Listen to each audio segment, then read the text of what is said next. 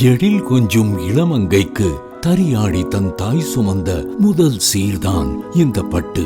வண்ண வண்ண பட்டுடுத்தி தன் தோழிகளோடு வண்ணத்து பூச்சி என பறந்தாள். சின்னஞ்சிறகிலேயே கண்ணம்மா நீ என் உயிர் தோழியடி.